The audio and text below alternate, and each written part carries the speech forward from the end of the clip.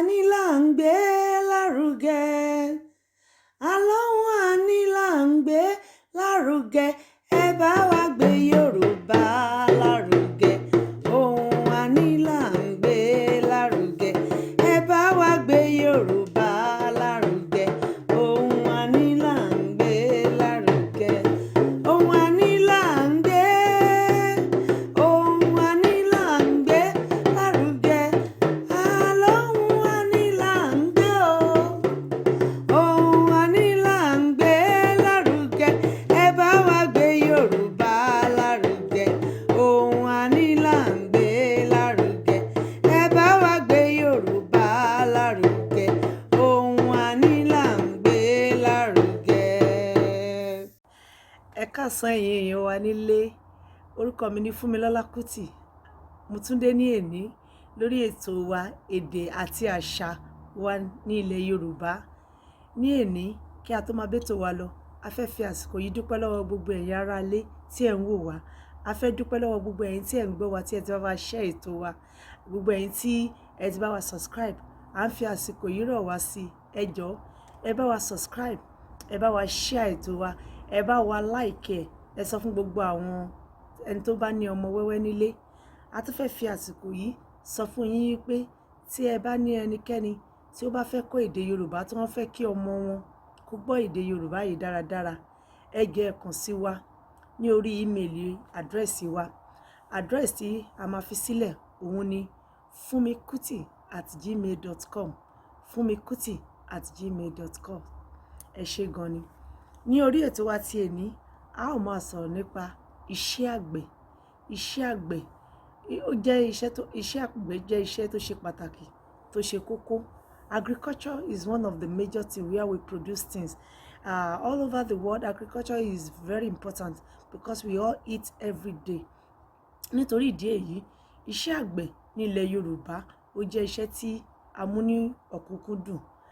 Ní bí a ṣe ń bètò wa lọ, Olúwa yóò máa kọrin iṣẹ́ àgbẹ̀ fún wa. Ẹ máa bá wa ká lọ. Iṣẹ́ àgbẹ̀ níṣẹ́ ilẹ̀ wa, ẹni kò ṣiṣẹ́ á máa jalè. Ìwé kíkọ́ láìsí ọkọ́ àti àdá kò pé o, kò pé o.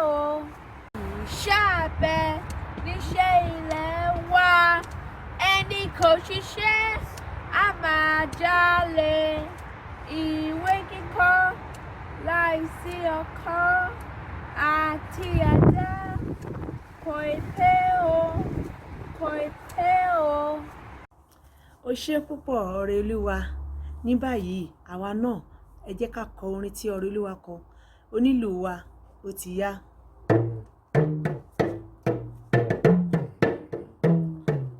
Iṣẹ́ àgbẹ̀ níṣẹ́ ilẹ̀ wa, ẹni kò ṣiṣẹ́ á máa jalè. Ìwé kíkọ́ láìsí ọkọ́ àti àdá kò pé o, kò pé o. Iṣẹ́ àgbẹ̀ níṣẹ́ ilẹ̀ wa, ẹni kò ṣiṣẹ́ á máa jalè. Ìwé kíkọ́ láìsí ọkọ́ àti àdá kò pé o, kò pé o. Ẹ ṣé púpọ̀. Iṣẹ́ means work. Iṣẹ́ àgbẹ̀, that is agriculture. Ìwé kíkọ́, education without agriculture is not enough. So education with agriculture is very important because we all eat every day.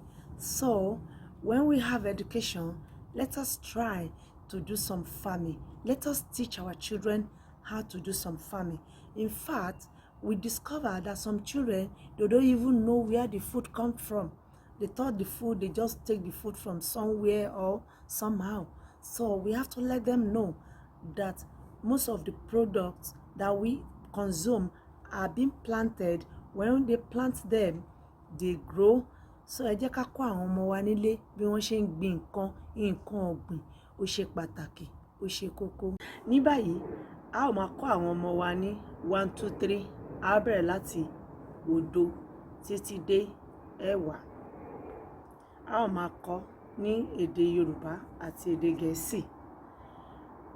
0 òdo, 1 ọ̀kan, 2 èjì, 3 ẹ̀ta, 4 ẹ̀rin, 5 àrún, 6 ẹ̀fà, 7 èje, 8 ẹ̀jọ, 9 ẹ̀sán, 10 ẹ̀wá.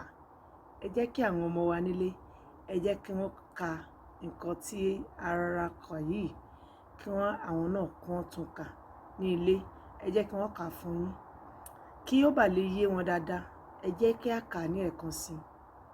0 òdo, 1 ọ̀kan, 2 èjì, 3 ẹ̀ta, 4 ẹ̀rin, 5 àrún, 6 ẹ̀fà, 7 èje, 8 ẹ̀jọ, 9 ẹ̀sán, 10 ẹ̀wá.